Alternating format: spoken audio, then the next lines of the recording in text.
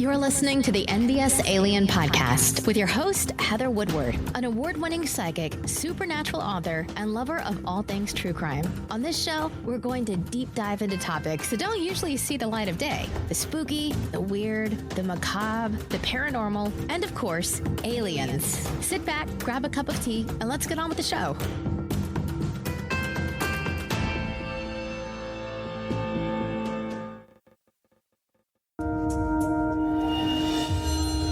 I'm just sitting here doom-scrolling and listening to the NVus Alien Podcast, living my best paranormal-obsessed life, when I remembered Heather does tarot readings.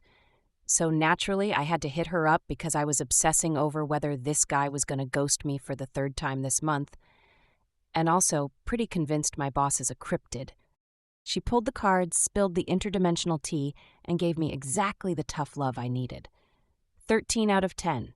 Would let her roast my future again.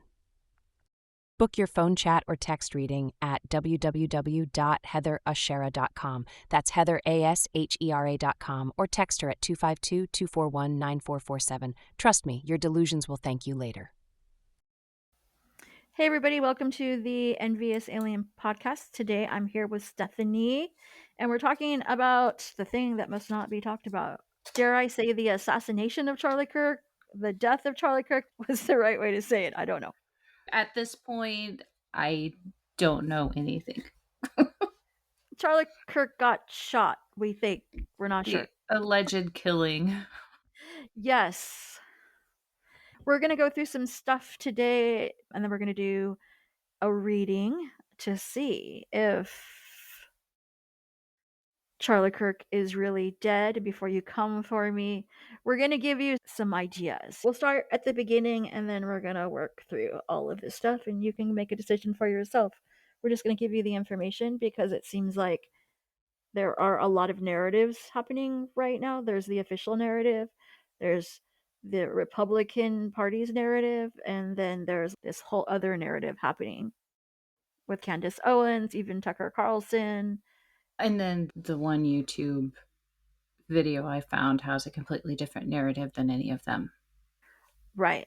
We're going to go through all that and parse it out and see what's really happening. And if you haven't listened to this podcast before, we are all about conspiracy theories here. So if that's not something you like, then you're welcome to leave. But we like to look at all the evidence. We like to look at everything that is happening around a subject because it's really important how the narrative shifts and how timelines shift because of perception. And I truly believe sometimes narrative shifts and like ideas shift just because of what people are talking about or how they're talking about it. If you're not on to that idea, then definitely listen to our episode on Gabby Petito and that will explain it all. Correct? Yes. Okay.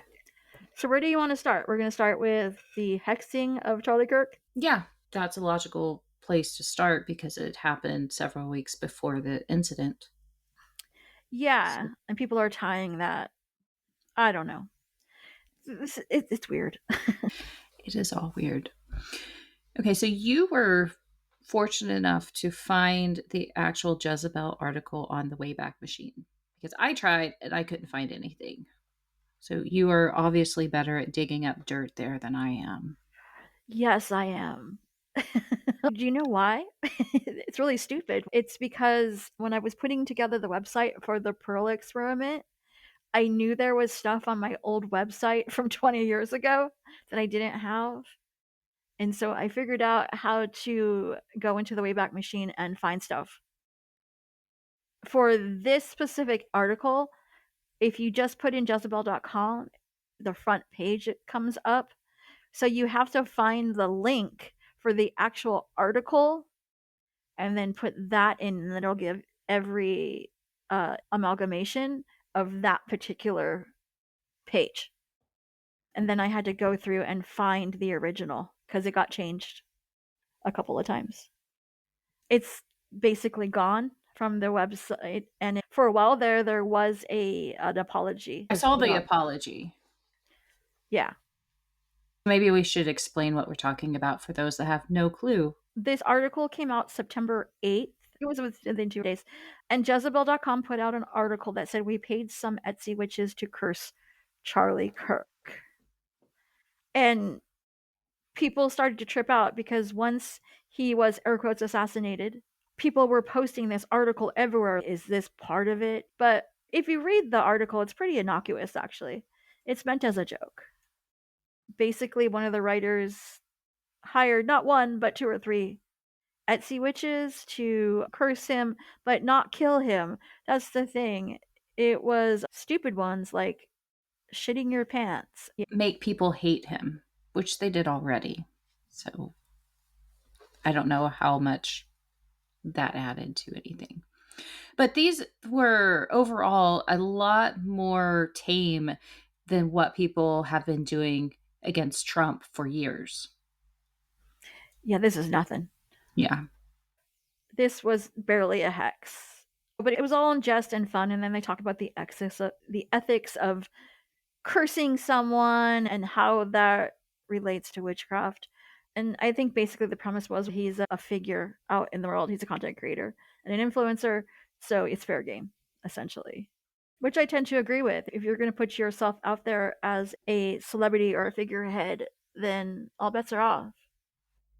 Because you are influencing a sect of the population for better or for worse. And with Charlie Kirk, I do feel like it was for the worse. How do you feel about him? I don't know enough about him to really give an educated analysis of who he was. Because all I've seen is the clips that people have put in their podcasts and videos about him after the fact. So everything has been tailored to show their position on how they felt about him. Yeah, that makes sense. We are not his demographic. We're the wrong gender, first of all. And then secondly, we're just way too old. He was really geared towards young, white, Christian males.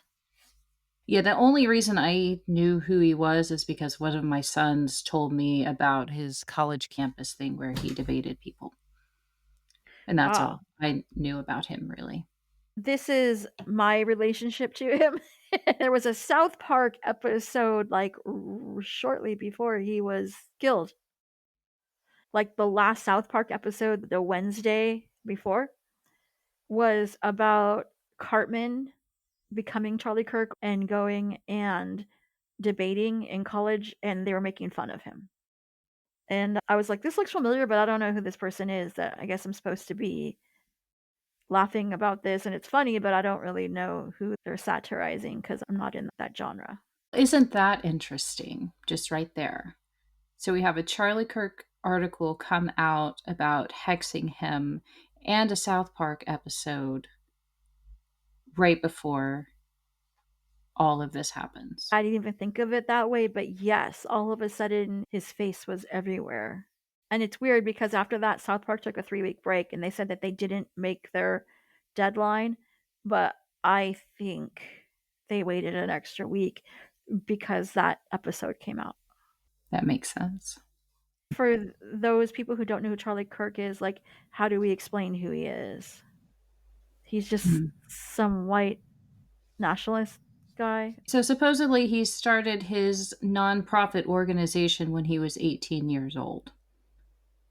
And he would go and debate on college campuses and want people to try to prove him wrong.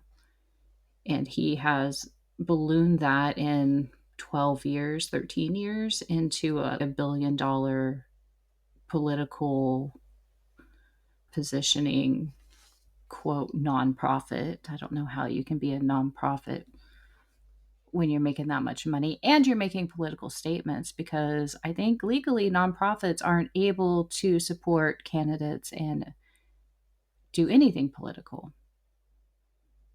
But he has been out campaigning for Trump for years and trying to get Trump elected. And he has used his following of young men that are conservative and Christian to help to increase the support for Trump. because he is the chosen one, in giant air quotes, to save America. Sorry. Save us from what? I never understood that. It's because we are falling away from Christian values and we have lost our way. So, for whatever reason, Trump is the one that is going to bring us back to Jesus. Yeah, okay. Our country was not founded on Christianity. Quite the opposite. The founding fathers were not a fan of Christianity. They did not think that a country should fall on Christian values. It was big point of contention. So I don't know why everyone thinks that Christian values are an American concept. They are not.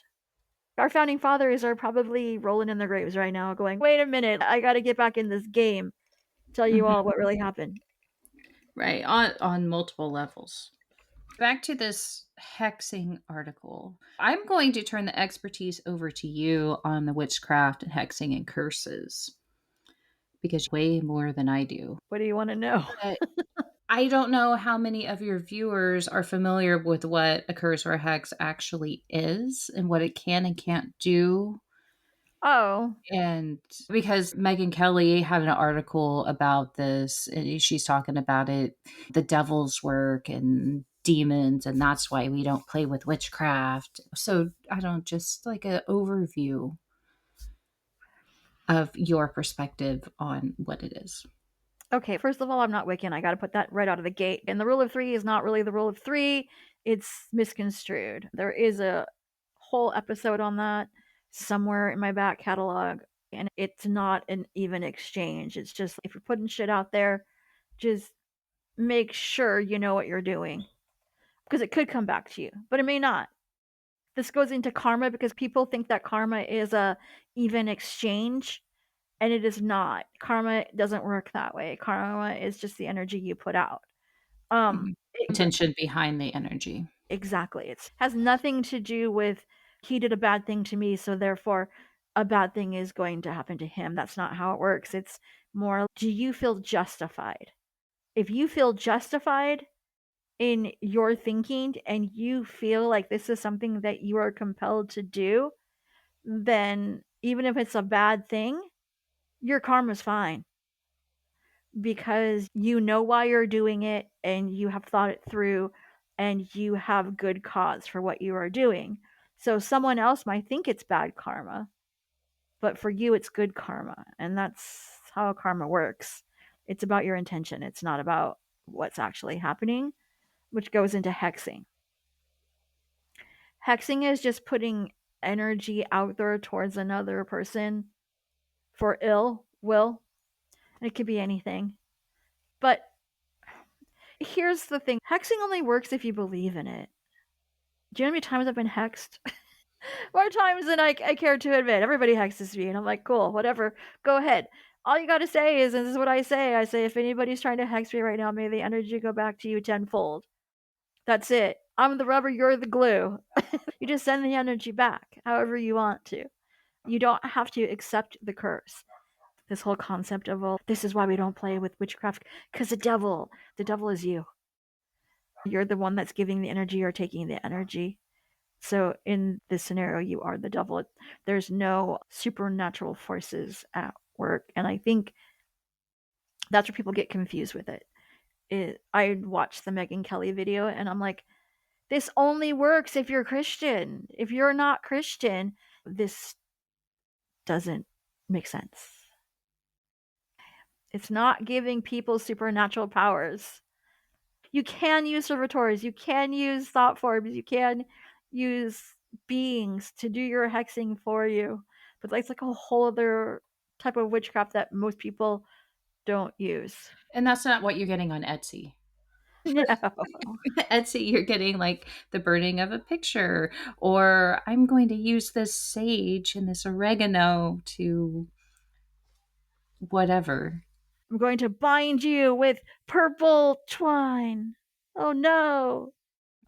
I'm going to put you in the back of my freezer with a freezer spell. From there, that makes sense for the Megyn Kelly article where she talks about how Erica was so rattled after she saw this article, which they must have found out about it right after it was released because he was only killed 2 days later. How did they come up on it? I think she says that somebody told them about it. But who told them about it? Who in their demographic is reading Jezebel? Unless they have a Google search, like they can do Yeah. Google, what is that, the alerts or whatever? Maybe they have people tracking for stuff like that. But she was so rattled that they called over a Catholic priest that prayed over them and pretty much reversed any curse or hex at that point. And Right. she also said that she doesn't really even believe in it. She's just upset that they would even do that. So Right. to me, everything's canceled out right there. It doesn't matter. It's a moot point because if they're praying, praying is an act of reversing. Here's my devil's advocate situation with this, though.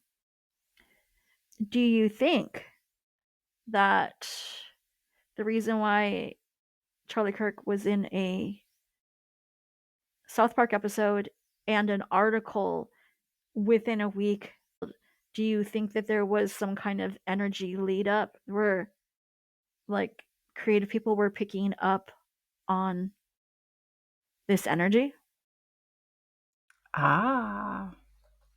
Possibly. Yeah. Just like we talked about before, there is no timeline, right? So they totally could be picking up on the Charlie Kirk energy from the future and then channeling it through their artistic abilities at that time. Right.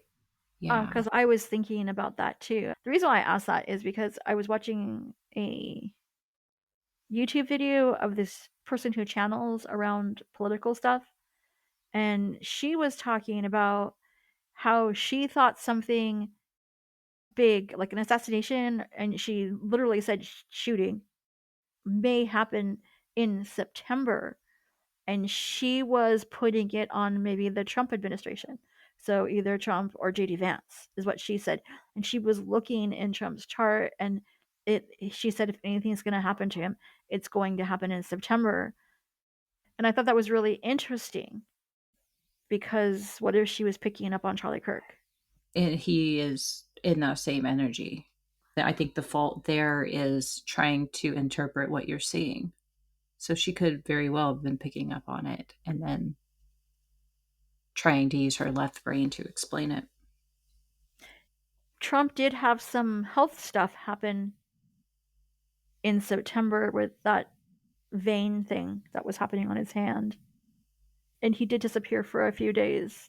So there was something going on with his health, and that could be what was going on in his chart. That would make sense. But the actual assassination part could have been Charlie Kirk. But everybody wants to make it so that this article is partly why he died. I think it's a coincidence and it plays into the energy, but I don't think it moved the energy one way or the other. No, I don't think it did either. I think now it's just being an excuse to silence people. I know that at least one or two of the witches that participated were kicked off of Etsy. They completely lost their accounts because of it. And according to Megyn Kelly's interpretation of what happened and how she feels about it, she's just setting it up for a witch hunt. Where everybody who is into anything but Christianity is bad. Which is what they're trying to do. Anybody who's not a Christian nationalist is against the country and against everything that's good. But that leads into a bigger problem because most witches and witchcraft as a whole is very much about women's empowerment, and it's very much about reclamation of women's power. I feel like it's a bigger issue with the patriarchy, and people like Erica Kirk and Megyn Kelly they're the forefront of that kind of movement where they say they're tradwives, they say they're traditional, yet they have nannies and bank off of their popularity. So are they really traditional? No, they're using feminism for their own good and then rebuking it at the same time. Just June Cleaver.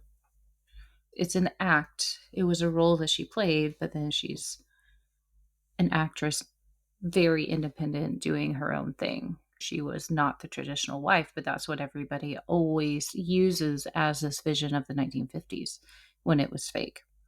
And that's exactly what they're doing. They're trying to do that, but you can't have a podcast and a show and be out there killing it, or I guess now the CEO of a giant nonprofit, and pretend to be traditional. She went on the podcast and said, I saw a clip of it, but it was from years ago, but she said that once you have kids, you either need to focus on the children or you need to focus on your career, but you can't do both. And once you have children, then you should be focusing on traditional values, staying at home, and taking care of your children. And I'm like, okay, but like, why does everybody else have to do that and you aren't? Because you started your career as a model, and she used to do Trump's pageants. Yes. Erica Kirk. Erica Kirk, yes. And she's won a bunch. So she was never a traditional person ever. And now she's CEO of this huge company, all the while telling other people that they need to fall into traditional values when she is not even doing that. I guess she sees it as herself being a conduit for God, and so she has to sacrifice for the greater good, which is bullshit. It's all marketing. It's all the appearance that they're wanting to give her. There was a marketing professional that was breaking down her speech that she gave after his death, where she's standing behind the podium with the chair and she's all in white. And breaking that down of how, like, all of the marketing and the subliminal messaging that they were trying to do. That wasn't a sad wife. That was all political. They're trying to turn her into the Virgin Mary. It's so performative, though. Yes. Right down to the blonde locks. And she's all in white. I'm like, are you kidding me? She's walking out there in white because she's supposed to be an angel. Right. Oh, yeah. It's a memorial for her husband, and you're in white. Right. Yeah. Traditionally, it was black. So where's the tradition there? Because she's supposed to be pure of spirit, pure in heart. That's why I say Mother Mary. It's not Mary Magdalene. It's Mother Mary. She's now taking on that role with her blonde hair and fake lashes and tons of plastic surgery. I don't know who's falling for it, but a lot of people are. Yeah, people that are in the cult. Since we are talking about Erica Kirk and the performance, let's talk about some theories around Charlie Kirk's death. Because obviously everybody sees her performance as not sincere, and that really plays into a lot of those theories. So let's break those down.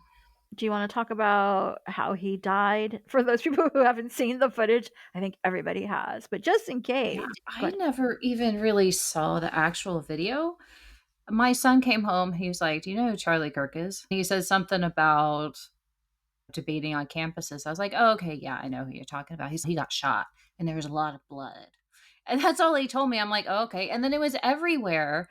And I didn't see any of the footage until people started talking about how they thought it was fake, and they were slowing it down and showing all of these different perspectives. So I haven't seen the actual footage that was released. And I'm assuming it's still out there since all of these other videos are still out there and haven't been taken down.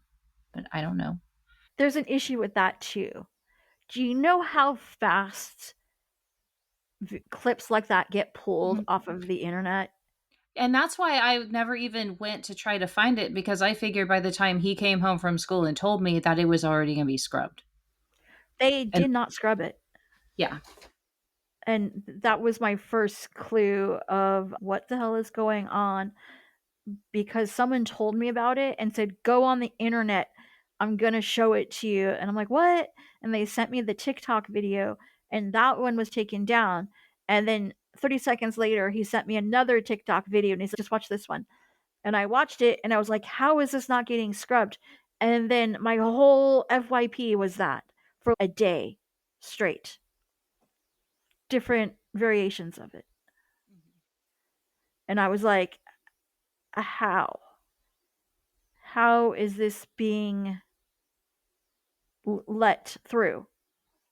Because usually within a couple hours of something like that happened, it is shut down. I think it's a cross-platform agreement, or there's something behind the scenes where if it triggers one of them, they all shut it down or are able to find it. So I don't understand either of why that was allowed to go for so long. Yeah, there is an agreement. I remember reading about it, and I don't remember what it is. I will find it. But it's if something happens like that, where there's an assassination or if there's any kind of killing where people are sharing it, all the platforms work together to make sure that it gets deleted quickly. Like George Floyd, how long was that? Not very long. I don't know. I was on vacation that week and I completely missed all of the rioting because I was in the middle of nowhere.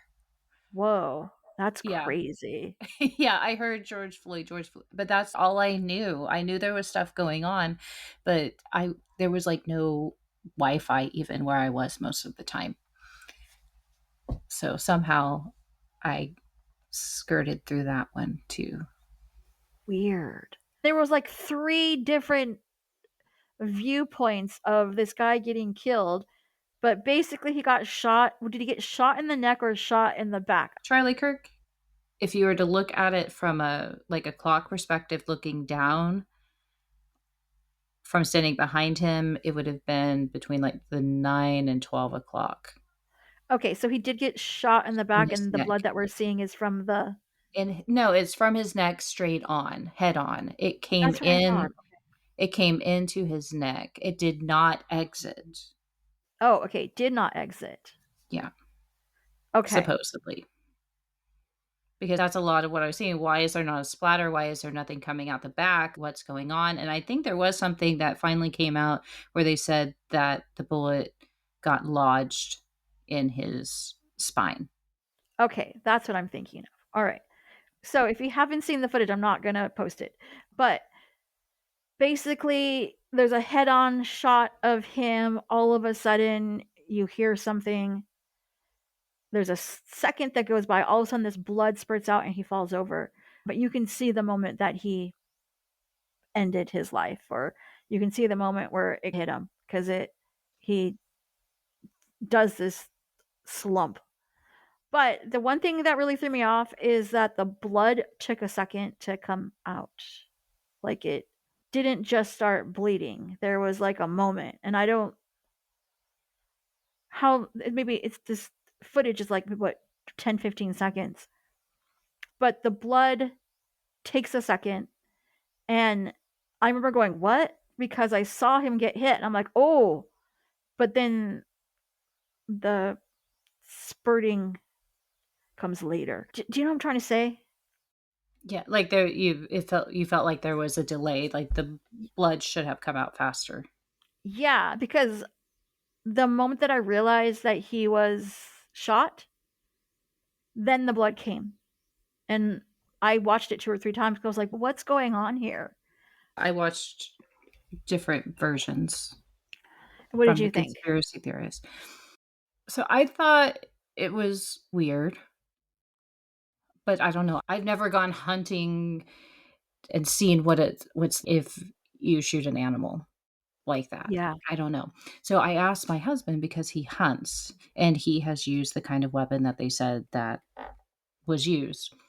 And I said, is that realistic? He's, yeah, it's realistic. Because he said if you shoot from 200 yards or whatever it was that they shot from, allegedly, he said the bullet would be slowing down. So it is possible for it to get lodged in the spine. He said he's shot a deer before where it's got lodged. And I said, what about the blood? Is that like realistic? Is that really what it's like? He's like, yeah, that's realistic. So to him, he believes that he really was shot because from his experience, what he saw makes sense. Oh, okay. I'm like, okay, but there's something off. But he hasn't seen any of the conspiracy videos that I've seen where they break down and they're questioning whether it's AI or not. He hasn't seen any of that. He's going off of Fox News and Oh, whatever he's seen on his reels. Or I have no idea what he's seen. He was out of the country when it happened. okay. But just from a perspective of a hunter, it looked okay to him. He thinks it's okay. Yes. Okay. That's good to know because I don't hunt and it threw me off a little bit. Just the second of the blood, the movement of the blood confused Right. me. I'm not an expert, so I don't know. Anyway, so he got shot and then everybody just went crazy. Ooh, like people started ducking and moving around and there was a lot of hoopla. And then supposedly there was somebody on one of the roofs that ran and jumped off the roof and went towards the bushes or something. Yeah.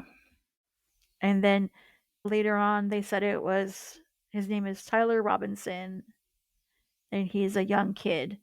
And did he write on the bullets too?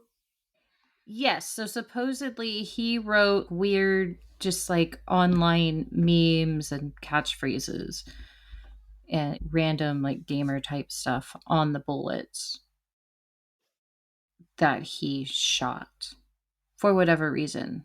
It had to do with trans rights. So I don't know why he would just write random gamer and meme phrases on bullets, because that doesn't make sense. You think if you're going to go through that process, that is going to be very intentional and it would be like part of your cause. And it didn't seem like that was the case. Yeah, that makes no sense to me. The gamer thing does, I could see that. But the trans rights part, just what? I don't know. That seems like an agenda being thrown in there in the back end by somebody. Because they also said that either he was trans or he was, one of his roommate, I don't remember. It was something like that where he knew somebody trans or something. Yeah, I don't know. They were trying to make it a trans issue.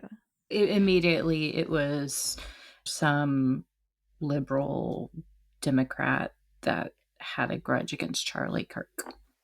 And it was, if Tyler Robinson did it, it would not be that. No. It would be whatever he needed it to be. And then is it Nick Fuentes? Is that his name? Is that who that guy is? What is that? I don't know if that's the right guy. The Charlie Kirk's nemesis. I don't know. Yeah, Nick Fuentes. Okay. Nick Fuentes is around the same age. He was 27, and he is very right wing and grouper. It's a grouper. That's what they called it. Anyway, a griper? Griper. Yeah. Is the term. Yeah. Yes. So then Tyler Robinson's was connected to gripers. But these are all right wing sanctions. None of this has to do with trans people or anybody else in the world except for young, white, male, right wing conservatives and Christians. Tyler Robinson, I don't think there's been any evidence shown where he was a groiper or he was like really leaning left.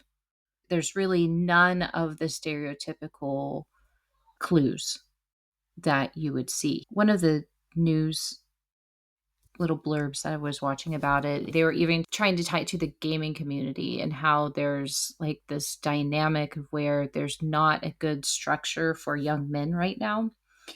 And they're falling prey into these different Discord chat rooms, or there's not a good influence, or so they don't have the same sense of community as young women do, because they're not going to college. They don't see a good outlook on life. Just all of the everyday issues that we have. And so they were trying to make a case for that and then trying to fit that in. How would that work in this case? Is that a possibility? Because if so, then he would be completely different than any of the other killers or people that have gone out and done mass shootings, because he falls in between. So they're trying to bring that case and see how that would fit. And I'm assuming that most of that came because of what he was writing on the bullets, or allegedly wrote on the bullets. We don't know if it's actually him. And I know there was a bit of a time where they were trying to get into Discord and find conversations. But for me, it sounds almost like they were attacking Discord because maybe they don't have the control over it, just like they did with TikTok. And so they're trying to shut it down. Of course. Yeah. Yeah, Discord is known for being very sovereign. So the first thing I saw was Candace Owens. I happened to open up Spotify for listening to music, and right there was this big Candace Owens picture with something about Charlie Kirk. You know, how something about how there was a timeline or something wasn't right. I was like, oh, okay, I'm going to listen to this. And that's how I got into the conspiracies of what happened, because I really wasn't paying attention to any of it until then. And Candace Owens does a really good job of breaking down the timeline, bringing up everything that is questionable and that doesn't make sense. And she is soliciting information from people to try to put those pieces in place. So she does not think that the killer was Tyler. What's his last name? Robinson. Tyler Robinson. She does not think it was him. And she said it doesn't make sense. There's too many holes. Like even in the official narrative and the text messages that they released, she said it's all orchestrated. It all looks like it's a cover-up job for something. But I don't think she ever really names or accuses anybody. She just is pointing to the facts that it's not adding up. So there's an interesting dynamic with Candace Owens because she used to be part of Turning Point. She follows Charlie. So she's coming at it from the concerned friend. And she's more concerned than his wife is. Yeah, which I find very interesting too, because in the new Kanye West documentary that just came out, there are clips of Candace Owen and Charlie Kirk talking to Kanye West about marketing and how you influence a generation. When they're talking about like the mechanics of it psychologically. To a certain point, she is a bit of a grifter, or she used to be. Her husband is somehow related in the whole government network of people. I think he is somehow connected in there. So there's questions about how reliable her information is, because they are claiming that because her husband is connected into that network, that she could just be being used as the controlled opposition. Oh, interesting. I didn't see that. But she doesn't realize it, or she does realize it. It's almost, from what I'm seeing from the big picture of what everyone is saying, is she is there to draw attention to only particular parts. Got it. And she's not actually looking at the whole picture. And that's usually how it is. People will bring up one aspect, but they don't bring up a lot of the other aspects that they don't want to draw attention to. I think she's doing that. But I don't know, because then a lot of her stuff, like, why would she be bringing that out into the open? But at the same time, Tucker Carlson is doing that with the 9/11 stuff, and he's bringing out information. Same thing as Candace Owens is doing, is draw attention to it again and reopen it to have a different look and a different investigation. So it's almost like the same playbook. But why now? We both watched the 9/11 documentary, and why now? That's what I kept thinking the whole time. In an interview I watched, Tucker says he feels like because he was one that really believed in the story of 9/11, and he would really denounce anybody that thought there was a different narrative. And he felt like it was time to own that and be like, okay, there actually is something here. We need to look at that. But exactly like you said, why now? Like in this specific time, why did you decide to do that? There's not an answer for that. Yeah, and of course, it always feels sus to me when somebody churns. Yeah. Because he's still in there. He's still talking to these people. He's still part of that right-wing conservative narrative. Didn't he speak at Charlie Kirk's funeral? He did. There's this whole narrative and this drama behind that too, because that's something that everybody has been talking about, or at least Candace Owens and Tucker Carlson. I've heard some other people too, but they're talking about this tremendous pressure that has been put on Charlie Kirk from his donors to stop talking about Israel and stop talking about what's going on in Gaza, because he was starting to question that narrative and question if it was going too far and talking about the genocide. And there was a lot of pressure for him to stop doing that because they wanted him to stick to that narrative of Israel and what we talked about before, and like with the Seven Mountains movement and NAR. And so Tucker is also on that bandwagon of questioning Israel. And he's been talking about it because he talked at some other turning points and people did not like that. They did not like that Tucker was there talking about that. So there's been a lot of emphasis on that too. And Candace Owens, I've heard her, she was talking about Charlie and getting the pushback because of changing his position, and people were not happy with that. So there's also this narrative running that he was starting to pull too many people away from Israel. And so this whole story around Netanyahu and Israel starts to develop, where then you start thinking, okay, did Israel put the hit on him? Is that what it was? And that's where my brain was going when they start talking about all of those stories. But then again, I questioned it. I'm like, okay, why is everybody talking about this now? Nobody brought it up before he died. But now that he's dead, they all want to talk about it. Like they have an excuse to? Is that what you're saying? Or is it on purpose?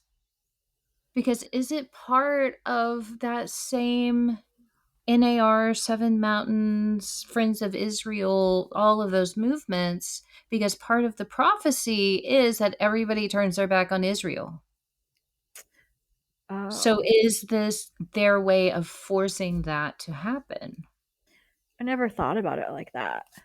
Because don't we, as far as the 7M movement goes and the Project 2025 people, what is it, Heritage Foundation? They need Israel, don't they? Why do we care about Israel again? I know it's part of that whole thing, but does the rapture start there?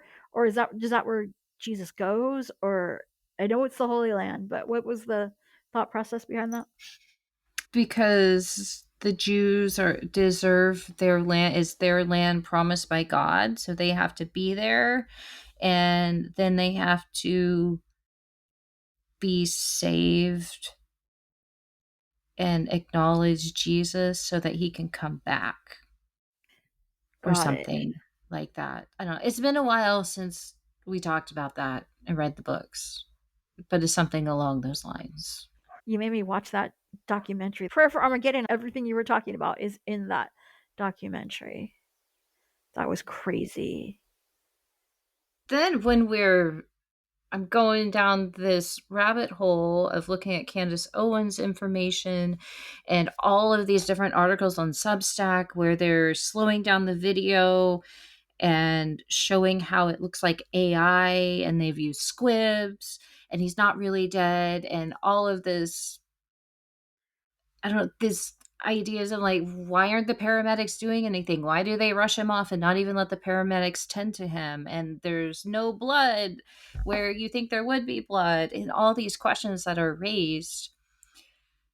And I come across this YouTube video that is connecting Charlie Kirk to the Seven Mountains movement. I'm like, what the hell? So then we had a completely different scenario come in. Apparently this guy, I can't remember the name of his channel. Let me see.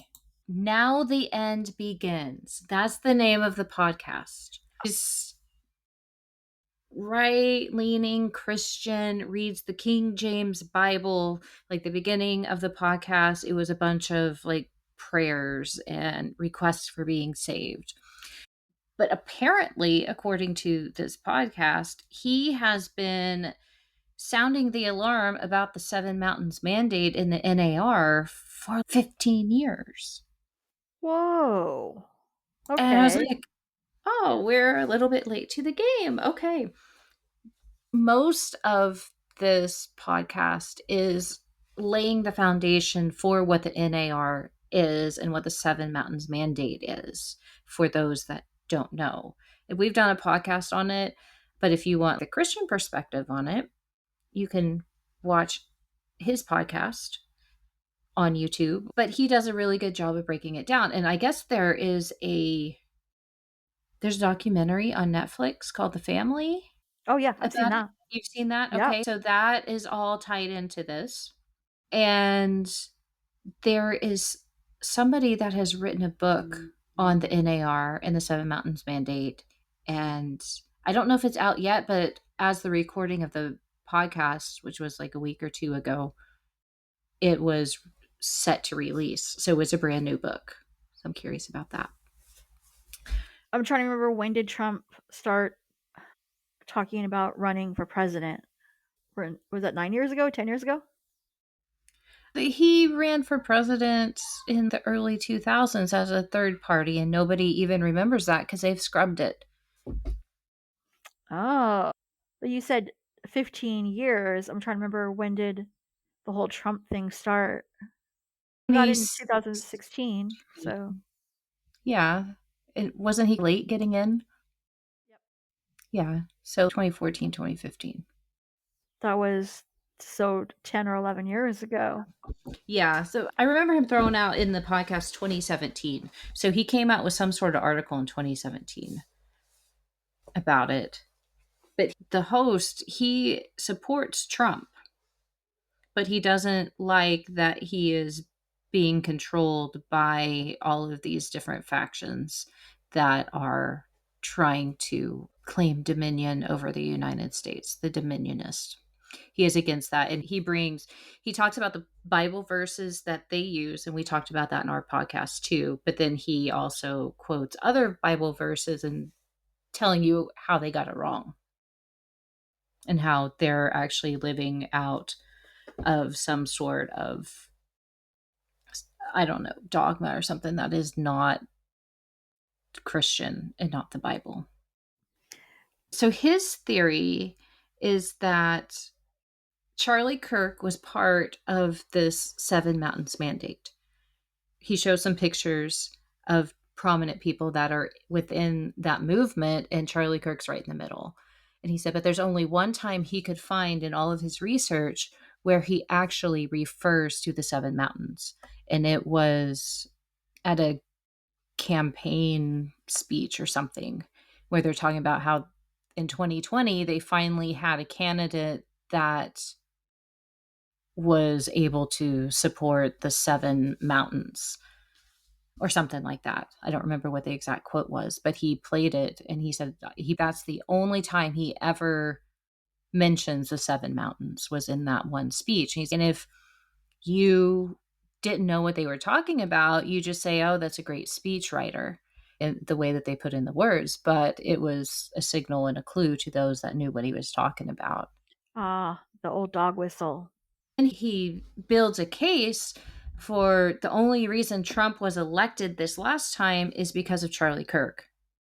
And Charlie Kirk did a lot of campaigning and pushing through his platform to get Trump elected. So he says that if Charlie Kirk wasn't there, Trump would not have been elected. I don't think that's true. No, I think there was a lot of shenanigans. I do happened. too. But the point is that Charlie Kirk was a force, and he had enough people behind him and had a big enough influence that he was building something powerful. So his idea is they were trying to set him up to be a contender for president. He couldn't be this next cycle because I don't think he would be old enough. But that's his idea, is that they were setting him up to be in line because he had all of the influence, he had all of the power. He could use that influence to continue the seven mountains in the NAR's ideas, and he could disseminate it out to the younger crowds and recruit them. So he had the platform to build that up and have his followers, so then they could push him into the spotlight and he could continue that legacy that they're trying to build to create the kingdom on earth. But Charlie would not go for that because he was too much of a godly person, that even though he was tied up in that and influenced, he was not that person. He would not take his organization in that direction. So he thinks that the Seven Mountains and all those organizations are the ones that killed him off so that Erica could step in, and now she will become the new face and the new influence and take the organization in the way that they want it to go.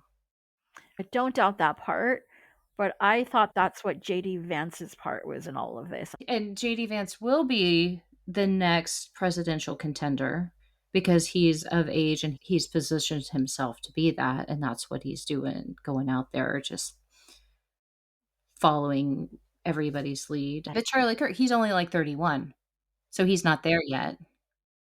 So he would be the one coming up after Vance, but he was still in a position where he had that influence, so he could still recruit people. And look what happened after he died. I don't remember how many new chapters they had requests for, and all this influx of people joining Turning Points after his death. Yeah, it's been huge, and Megyn Kelly is really helping that. She's going around and talking for Turning Point and trying to get people involved. In Oklahoma, until their nice Board of Education, Ryan Walters, until he left, he had planned to put a chapter in every single high school in the state. Yeah. Yeah. But now he's gone, which I don't know if that's a good thing or a bad thing, because he's still going to do the same thing from a grassroots organization. Supposedly grassroots. I don't think they really are. I think you'll have more control that way. I think he left because he was getting pushback. Not just the parents, but even from the government. Yeah, and this way he can do it without any kind of caps. I know before all of this, I know Trump was considered the air quotes messiah, but there have been a few times where I've watched Trump lately where it's very clear he has no idea what's going on. They're asking him questions, he's what? What are you even talking about, kind of thing?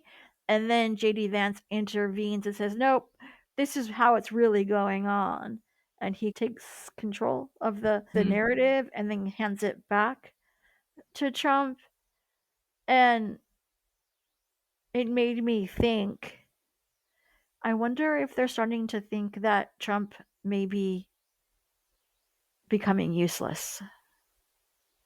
Or maybe he's not in the know anymore. Like they're going to figure out how to phase him out. Yeah. And that's probably, I think even during the campaign, they were feeding him the information that they wanted him to talk about, and they weren't giving him the whole story. I don't think he's ever had the whole story. I don't think so either. Just because sometimes reporters will literally ask him questions that are like in the news, and he's, what are we even talking about? He doesn't know. There's a difference. When you know that Trump is lying and he's covering something up, he has tells. It's not even that, but he's looking at the people like, I don't even know what you're talking about. Like, where'd you come up with this? And I think sometimes he literally thinks it's fake news because if I don't know about it, then nobody knows about it. You just made that up, kind of thing, where there's what's really going on, and then there's what his people are feeding him, and then they're two separate worlds. What does that have to do with Charlie Kirk? What you were just talking about? If they're getting rid of Trump, moving JD Vance in, they need somebody else to take on Vance's part in it. I think that was the idea. And in that podcast, he was talking about that book that's being released. The guy that wrote it, I guess, is an expert on Charlie Kirk, whatever that means. And he said in an interview that Charlie was not interested in having a political position. Like, he wasn't interested in being president. And so I think that really put a kink in some of their plans. Because they need someone who's gonna fall in line. Or at least be paid very well to fall in line. I think that's JD Vance. Yes. You want to give me power and money? Sure, I'll do whatever you want. Even to the point where a lot of times Trump and his administration were wearing like red ties, and JD Vance will wear a blue tie, or he'll be in the back of everybody else will be clustered together, and JD Vance in the back to the left. Like, he's always, I noticed how they place him, he's always a little different. He's in the background. Like, they're keeping him as part of the administration, but also if they need to use him to churn, he's already started to create that narrative. Yeah, they're starting the visual clues. Exactly. Here's my question. If it was fake, why would they fake his death? And where would he go? Okay. All right. She knows the answer. I know she does. One, I don't think he's really dead. Okay. I don't.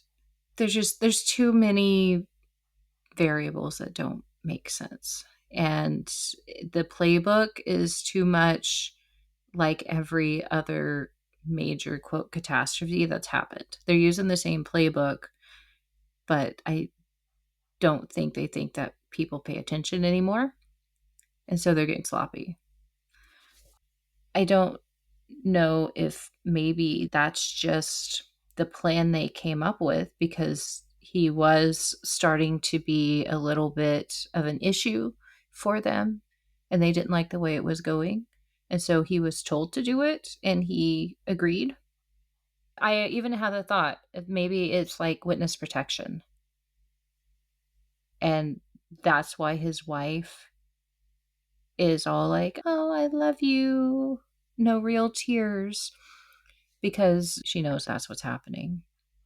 I don't think he's really dead. I don't know the reason why that would happen. Like, some of the scenarios make sense. Like, they want him out of the way so that they can take control of his organization and the influence. And they put Erica in there because she's going to do what they want.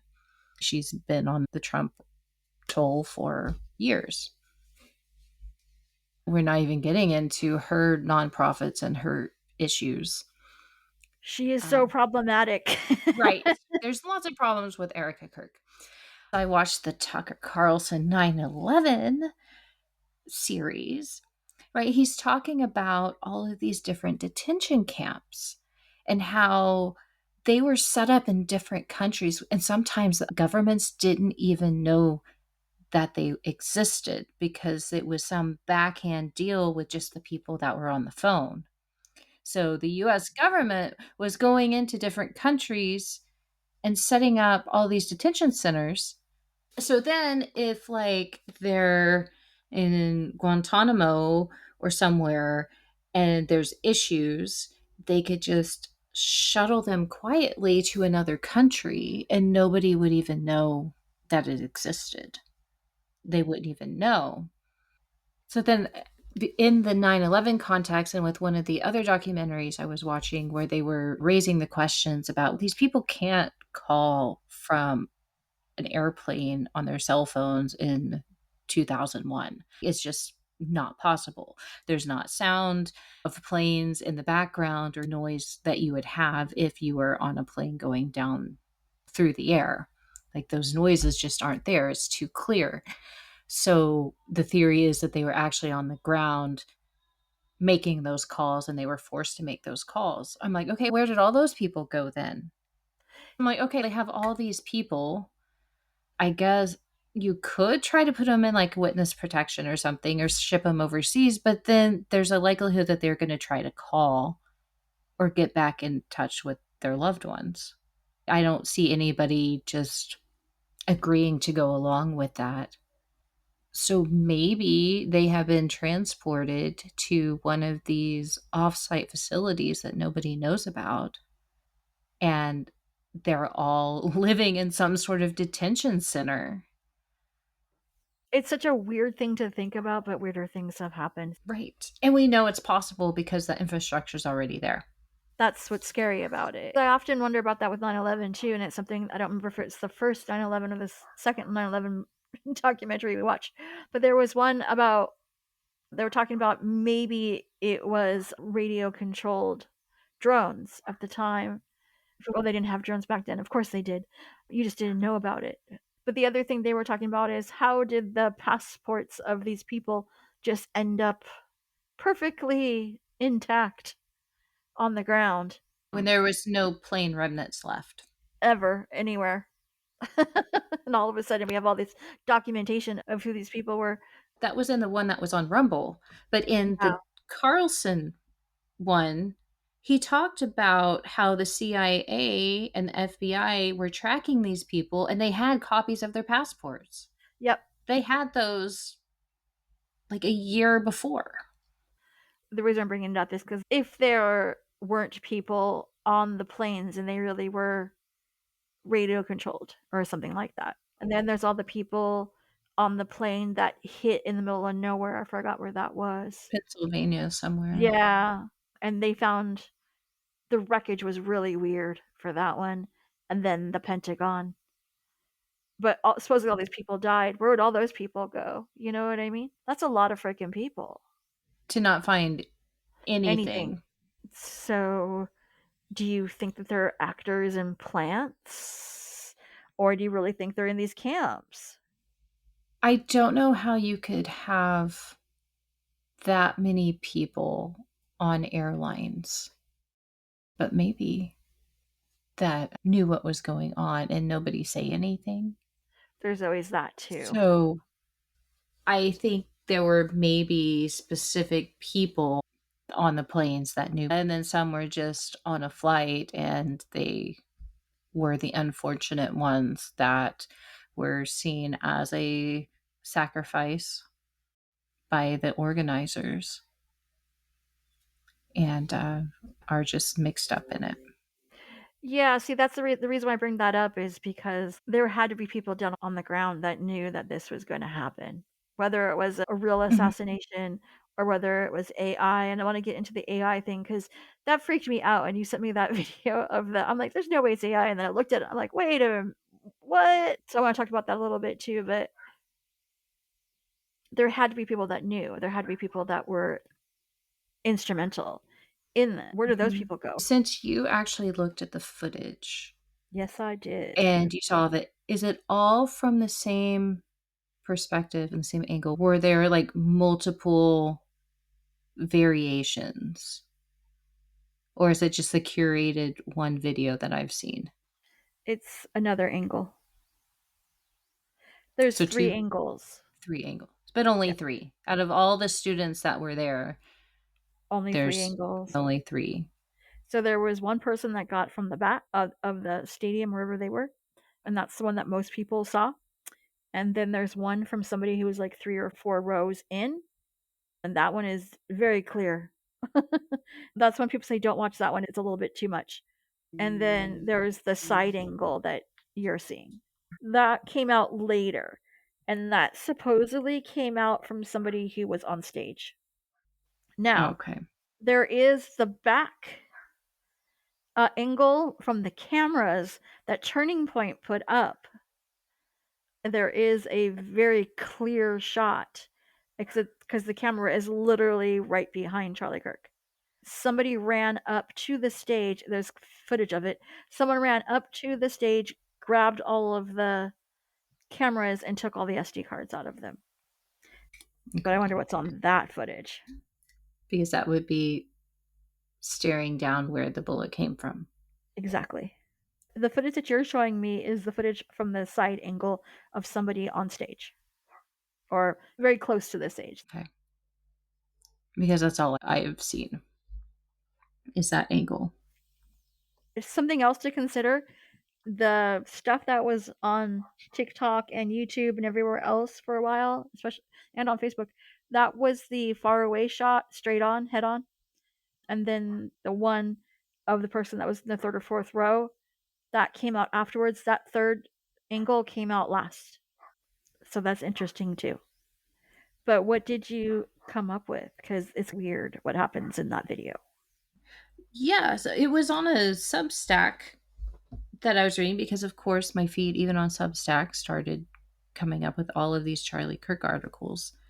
And it was a video embedded in one of the articles where this guy was breaking it down frame by frame and showing how the video looks like it was AI. Like it wasn't even really a live action video. And so it puts into question whether or not he was really shot because of all of the discrepancies that happen that make it definitely AI, like the letters and the words on the shirt move and disappear. It looks like there's a squib, like you see the tube under his shirt move and push the blood out. His face disappears, his ring switches fingers in part of it. I mean, they really do a good job of breaking down that video. So my only question is that the actual video that was released that they're scrutinizing, or is it another one that was created to give the scenario that it was AI? I don't know. That's why I mentioned that it was the last one to come out. But that's the one that everybody has now that they Right. because it's the only one that I've seen. It's because it was the one that wasn't scrubbed. Because it was the last to come out. And it's also the only one that shows what's going on the stage. Because the other two are head-on shots. They're just straight on him. Okay. So that makes sense. So what did you think when you watched that video? I was surprised because the only footage that I saw was the one that was straight on. What got me was the shirt, and the letters on the shirt kept moving. And I was like, what? And it does look like there is a squib attached to his belt or down in his waist area. And you do see the line of tubing or something. I'll put all the videos that we're talking about in the show notes, and everybody can look at it themselves. But it's very compelling. I work with AI video all the time because I'm into script all the time. And sometimes I make stuff for this podcast. Like I make reels, and it's all the same kind of weird, strange stuff that happens in AI. I'm not an expert. I'm just going off of what I know. But it is that weird kind of like things shifting and moving because the AI didn't know how to render it correctly. But you did bring up an interesting point, which is why are there only 3 angles? There were a lot of people there shooting video. Everybody uses their camera. Why do we only have 3 angles? Especially college students. Yeah. And why do we only have one angle of the guy jumping off of the roof? or just a few screenshots of him. And we know that there's video cameras everywhere because they're surveilling everything all the time. Tyler Robinson was seen at the Dairy Queen? Yes, allegedly, he was seen yeah. at a Dairy Queen on that day. And then there's a video of a guy going to the Dairy Queen going, "There's no Dairy Queen here. This is the address. That's the university right there. This is the street." Supposedly where Tyler Robinson was. How did he get here? But supposedly the text messages that he was sending to his roommate or whoever, boyfriend, I don't know. He was sending text messages, according to Candace Owens, that he was just camping out in his car waiting for it to clear out because he left the gun and he shouldn't have left the gun and he wanted to go back and get it.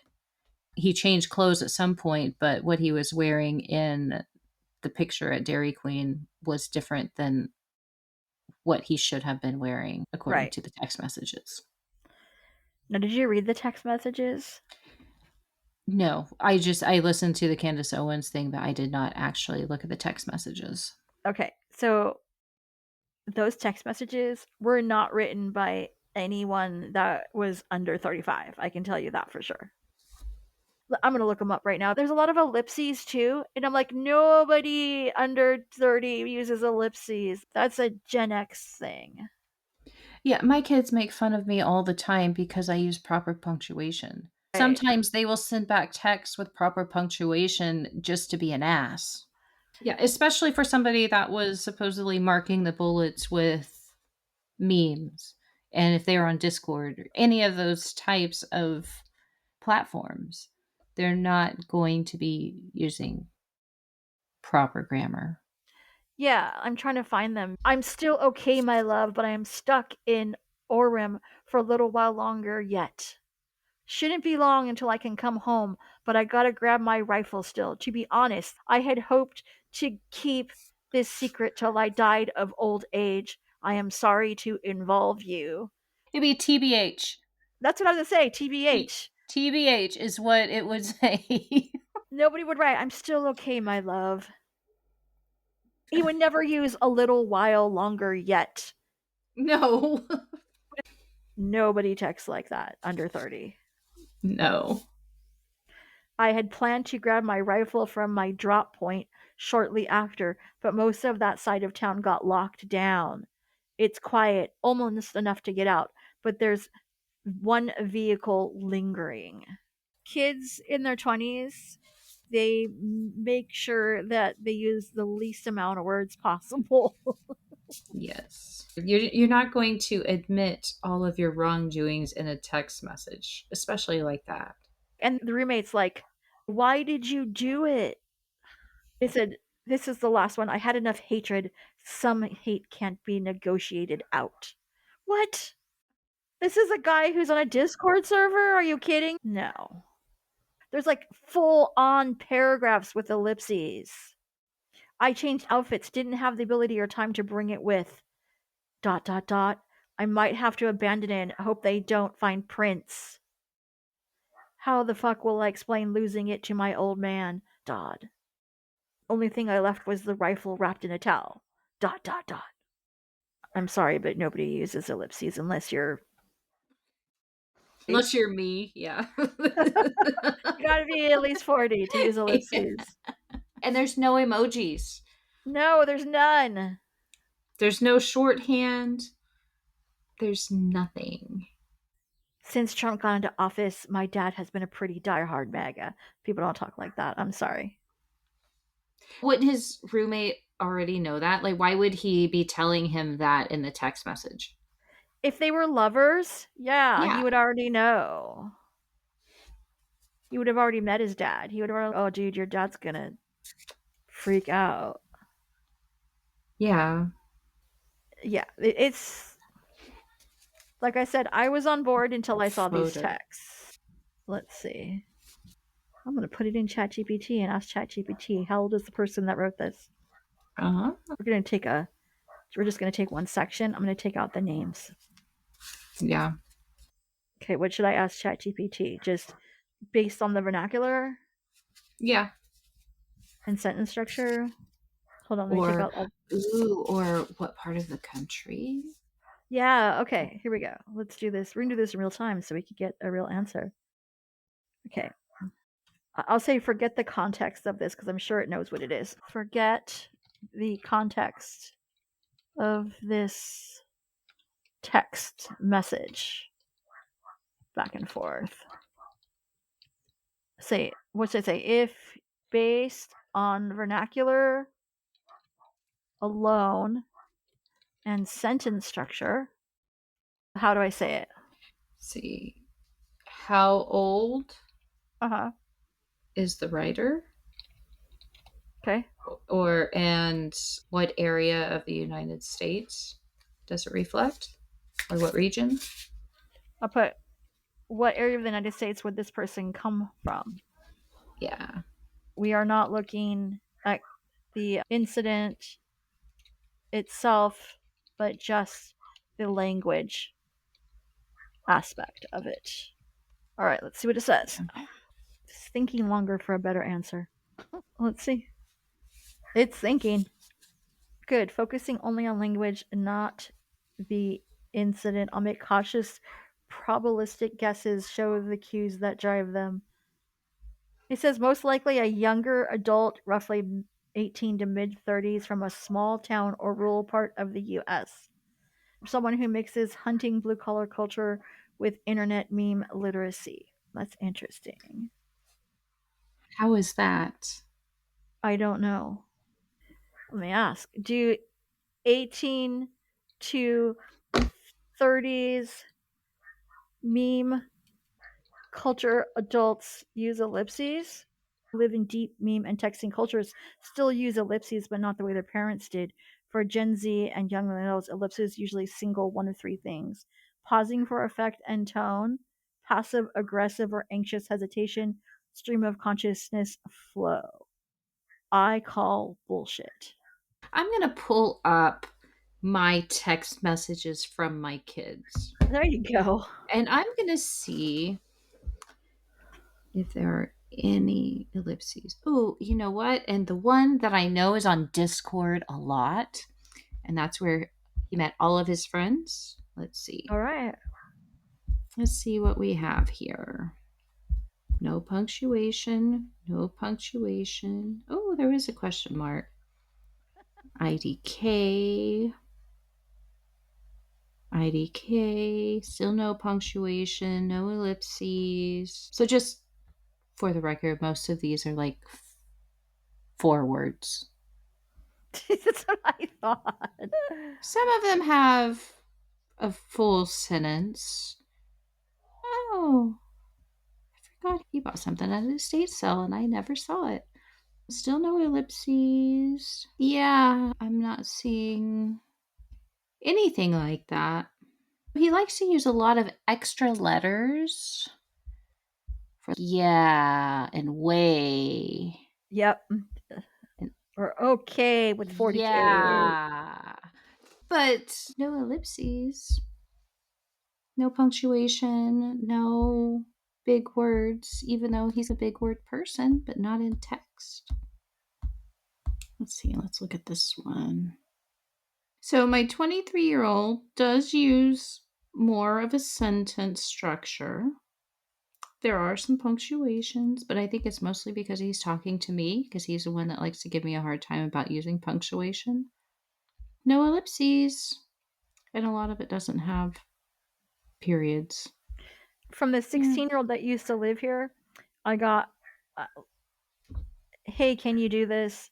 But when I said yes, but like it was a half a sentence, not long, drawn out conversations. No, it's like the thought for whatever you're saying, response, and that's it. Yeah, I'm not seeing nothing. Oh, so I just asked ChatGPT, so how are you getting 18 to 30? The punctuation is impeccable and the ellipses are used the way you just said they weren't, which is ChatGPT that the ellipses used. Boomers and Gen Xers use it to trail off politely. Younger adults Discord, Reddit, TikTok, meme people don't use ellipses habitually the way older generations do. The default rhythm is fast and choppy, punctuated by line breaks. So okay with a lot of K's, or okay with ... But then I said, okay, but what I just fed to you, the punctuation is impeccable and the ellipses are used the way you just said they weren't. And it says that's why linguistic profiling is messy and probabilistic, not forensic. It said the reason I read it as 18 to 30 has to do with the lexical registration of IDEK, RNUW, IDK, and the meme self reference. If I see notices bulge UW on Fox News. I didn't ask about any of that though. None of that was in the exchange I posted here. So they have a pretty much predicted that people are going to do that. Yep. They've controlled the GPT. Yep, they have. I'll post this, you guys, but nowhere in here does it say UWU IDEK. Nowhere does it say these words. No. Where in my example was there UWU or IDEK? You are pulling this from the context of the incident, which I said not to, only go on the words and syntax of the text themselves. You are biased. Oh, it says you're right. That's a fair call out. I slipped in external context from memory rather than sticking to just the text you provided. Oh, now it changed its mind. Oh. Yep. So what does it say now? Late 20s to 40s, most likely mid 30s. From the Midwestern, Appalachian, or Southern U.S. rural speech. Okay. Estimated age, mid 30s. Probable region, Midwest or South. Yep. Now we know that ChatGPT is biased. Vocabulary leans practical and specific. That's not Gen Z slang. That's functional, almost technical English. Punctuation is deliberate and controlled, not full on meme writing. The writing tone is anxious but coherent. Ellipses are used grammatically to pause for thought, not for iconic tone. That's typically someone punctuated before 2010. So, if you can get past the bias on ChatGPT, then it tells you the truth, which is somebody who is 35 older, which is millennial to Gen X. If you just go on syntax alone, we're looking at millennial or Gen X who wrote that. And not from Utah. And not from Utah, Appalachia. Maybe Washington, D.C. area. Could be. Yeah. Because according to this, it's Midwestern, Appalachian, or Southern U.S. rural speech. Oh, like it says right here, Missouri, Arkansas, Kentucky, Tennessee, or Northern Texas. Oh, okay. Yeah. Interesting.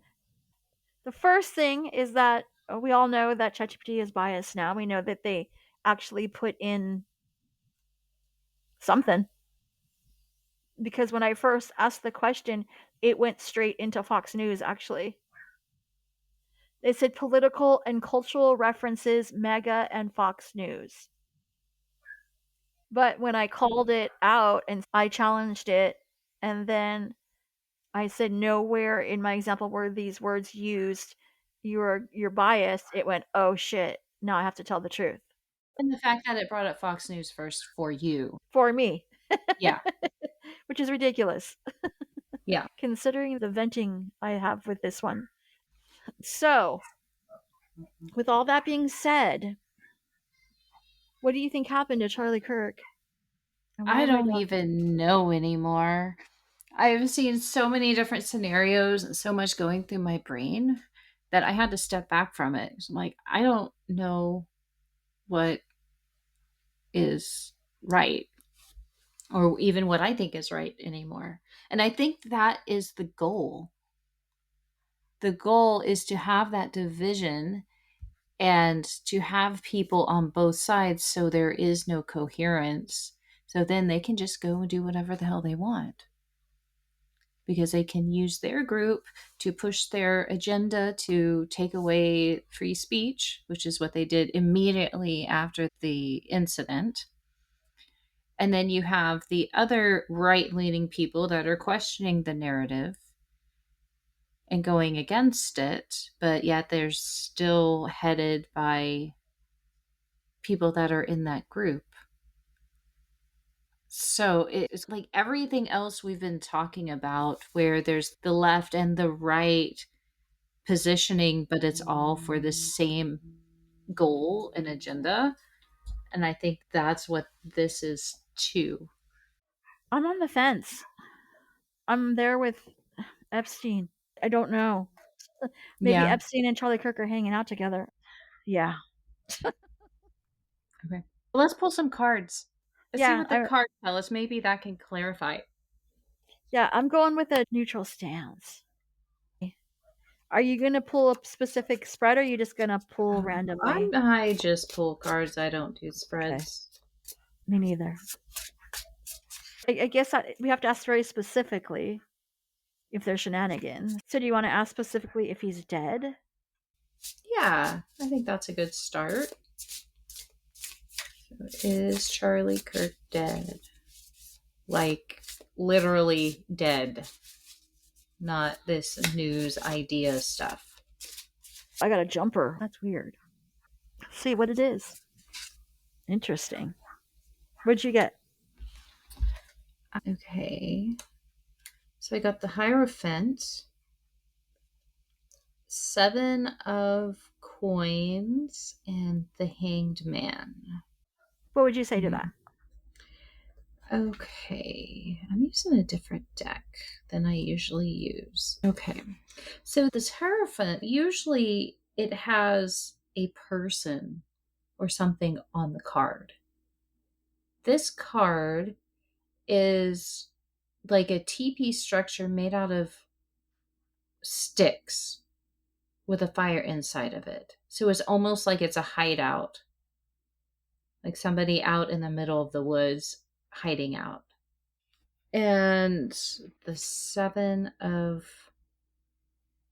Coins. The image on the card is like I want to say it's like an Arabian town. It's like the whitewashed buildings of it's not terracotta, like the stone buildings with the golden arches and stuff. Yeah. Which is interesting to me. That would come up. So the keywords in this deck that they have for it are reassessment, perseverance, patience, planning, hard work, decisions, because that's not usually what I think of. Well, I guess it is. I guess it is what I think of when I think of like the 7 of Coins, because you're waiting for it to grow and to bloom. But then I have the Hanged Man, which is like changing your perspective or things being in limbo. So overall, like if I'm asking if somebody's dead and I'm getting all of these cards that are weighted out, there's not really an answer, let's change our perspective, that tells me he's not dead. Can you take a picture of them? Because I'll put them on the... Yeah, I'll take a picture. Yeah, because all of these, okay, so they're devoid of people. It's all like landscapes. What is this deck? It's the Mindscapes Tarot. Mindscapes. So it's all about, I guess, landscapes or something. I don't know. Which is interesting too. Because it's like he's been removed, but they all have this presence and this movement, like this liveliness to the cards. Which is that's like, not dead. Yeah. So am I reading just the energy where we are right now? Or am I actually reading that he's not dead? I don't know. Here, I'll send you these. What did you get? Nothing definitive.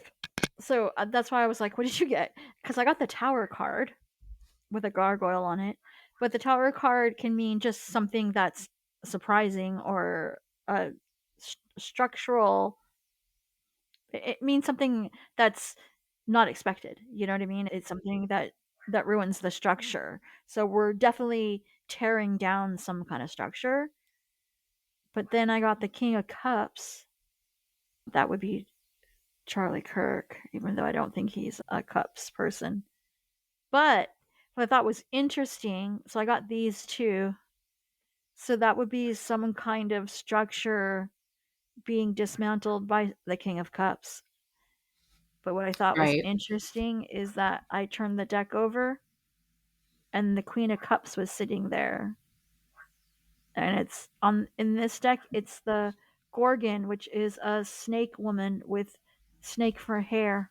That's a couple or two people dismantling a system. Ah, But that's not death. interesting. That looks like Israel. The middle picture looks like Israel. Yeah. Sometimes the hangman is, or the hanged one as it is in your deck, is a martyr. Your cards could be like a martyr for Israel, but that doesn't mean that he's dead. Okay. So why aren't we getting very? This is what happened when I pulled for Epstein. I never got a yes, he's dead. Okay. So I'm gonna pull one more time. Yeah. Here. Pull from this other deck. Here, I sent the cards to you so you can look at them. Okay. I'm gonna pull again. So are we asking him the question wrong? I don't know. I'm gonna ask specifically. Charlie Kirk, are you dead? I'm gonna ask him. Okay. All right, Charlie Kirk, are you dead? Oh man. Okay. What'd you get? I haven't pulled. What were we asking him directly? Yeah. That what? Okay. Okay. So I got the King of Stones. So King of Coins. I did too. 10 of Wands. And the Knight of Cups. Huh. So this King of Stones is another, just like the other Stones card, same type of visual, but there's like papers on the table and it's like you're looking out the window. Then the 10 of Wands is just a bunch of trees, like a forest with some light coming through. And then the Knight of Cups is a boat on the water. So again, if I'm asking Charlie, are you dead? I don't look like, it doesn't look like he's dead.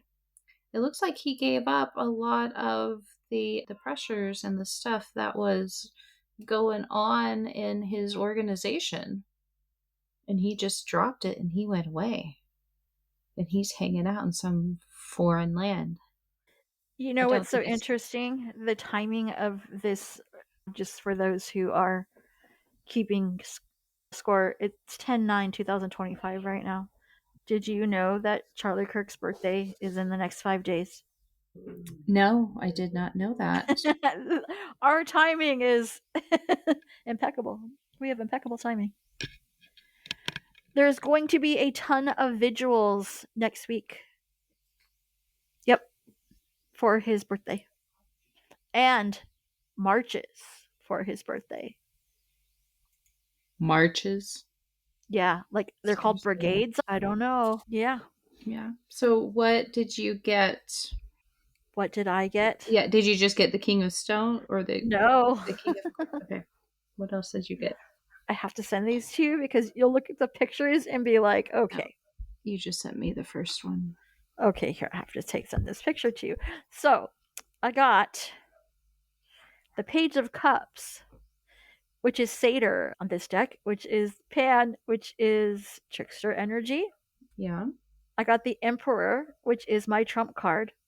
And this one is the Sphinx with a big golden head wrap and big golden feet, which to me is trump.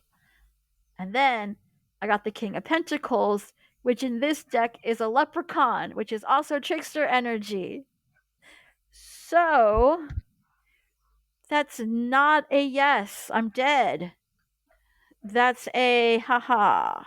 Gotcha. I don't know. That's a lot of trickster energy with Trump in the middle. So that's not a yes. I guess that's my point. But okay, so here's the problem though that I see. And this goes back to thought forms. Of course it does. King of Stones looks like the Middle East. Ten of Branches forest. Knight of Tides. That's like him going away somewhere overseas. It also could be that Israel is involved in some way, shape, or form. But your cards are so telling, but the wrong narrative here. So, is Charlie Kirk dead? This is like I'm feeling the same energy that I was feeling with Gabby Petito. What's the dude's name? They think he's alive. Brian Laundrie. Thank you. Where is he dead? We don't know because his memory is being kept alive. So the energy of him is not dead. Is that what we need to ask? Yes, because the visual, I just looked it up and I was like, vigils are happening all this week for him because his birthday is in 5 days. So people are like doing like little marches and they're doing like little protests about it. And yeah. Okay, so what do we need to ask? I don't know how to get around that. The physical body dead? Yeah. Because everyone was saying that Brian Laundrie is dead, but then 5 years later, he's not dead. We're having the same issue here. And the cards that we pulled on Brian Laundrie, they came up like explicitly, no. Yeah. He's not dead. He's not dead. But is he really dead or not? Because it could be the spirit. Nobody thinks he's dead. 5 years later, nobody thinks he's dead. Is he dead? I don't know. Is Charlie Kirk's physical body dead? Physical body. Okay, wait. Or do we ask, did he really get shot and killed? Did a bullet go through? That's too specific because then what if we don't get it right? Okay. Was he shot and killed in front of a bunch of people at that university? Like, how do we ask it very specifically without any caveats or loopholes? What if you ask, like, more towards the egregor? Are we picking up on the egregor? Yeah. Okay. Are we picking up on the egregor? Let's see. Good question. What is that card? I find it so fascinating that a person can be shot right in front of you. You can see the video, but then it's still not clear. And where are all the witnesses? Have you seen any interviews with witnesses? One, and he started to say what actually happened, and they cut him off. And they pushed him away, and he got mad and started yelling. Oh. They got the Page of Coins, the Ace of Wands, and it's the Great Work. I don't know what one that's supposed to be. Let me see. It's 23. 23. These must be new ones. Humor, gratitude, lightheartedness, appreciation, attention, spontaneity, purpose, destiny, interconnectedness, cosmic play, microcosm, macrocosm. It's an element of water. It's the Clintons. I know it. The Great Work is a construction of the universe, but also of our communities and relationships. So that is like a thought form. Yeah. So I think there's a thought form. But what did we ask? Did we ask if we were picking up on the thought form? Yep. No. So how do we get around that? I don't know.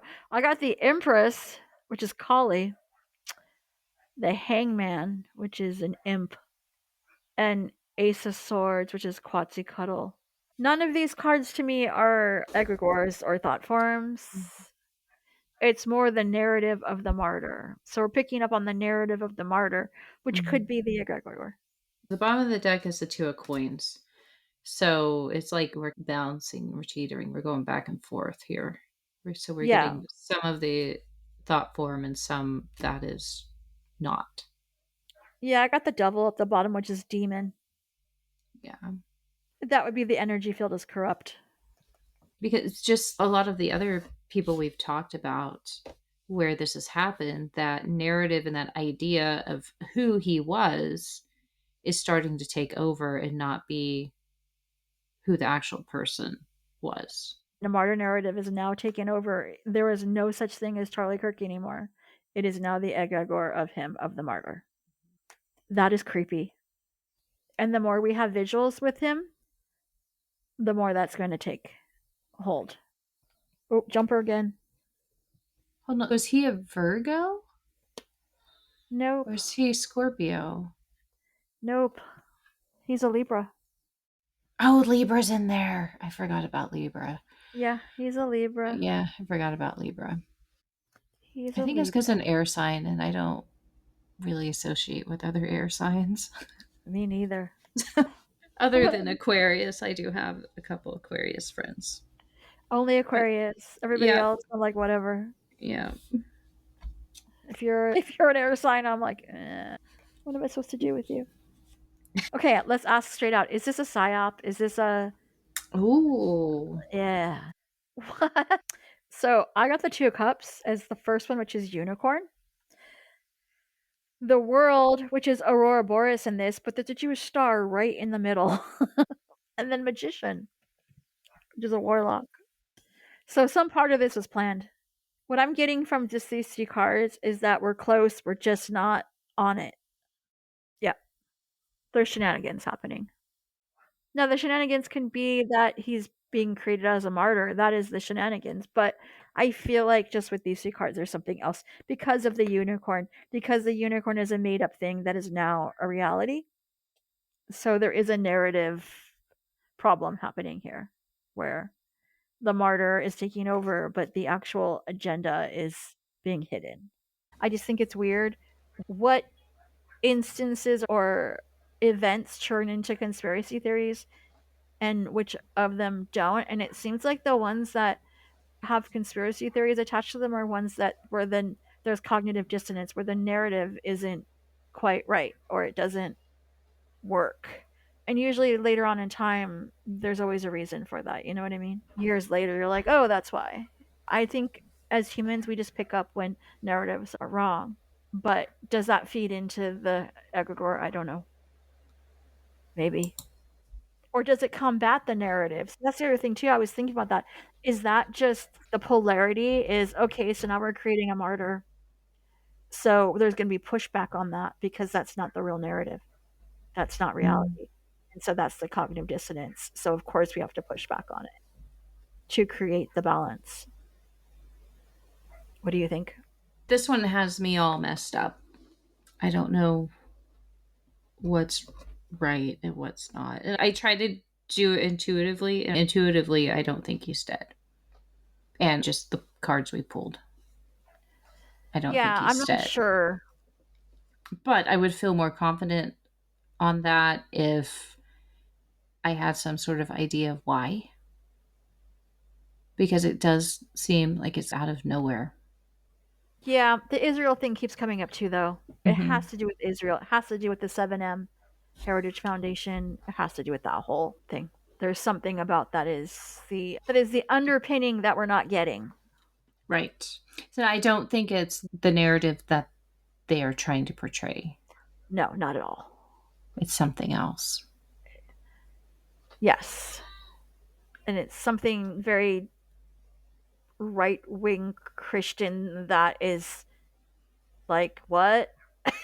Yeah, some culty thing that doesn't make any sense to anybody unless you're in that energy. Yeah. I don't know. Any final thoughts? I don't know. People need to get a life. I don't know. Maybe not people. Maybe me. Maybe I need to get a life. Yeah. Yeah. I don't know. I wish I had something profound to say that would wrap this all up, but I've got nothing. I don't either. And Yeah. usually I have something interesting to say. Yeah. And all this tells me is that the energy of a narrative is sometimes the driving force. It's almost like people get replaced by whatever the prevailing narrative is. It's a strange phenomenon, which leads you back to like how much of what we're seeing and experiencing is just a reflection of what we're creating. And it's interesting to me on that level. The political shenanigans of it drive me fucking nuts. But that's it. So with that, I guess we'll see you on the flip side. Thank you for listening to the NVus Alien Podcast. For show notes, go to the website www.nvusalien.com. All of the reference materials and mentions in this episode are linked there. If you want more witchy, paranormal, and fringe content, please subscribe to my Substack. Just search Heather Ashera, that's Heather Ashera, or check the link in the show notes. And as always, see you on the flip side.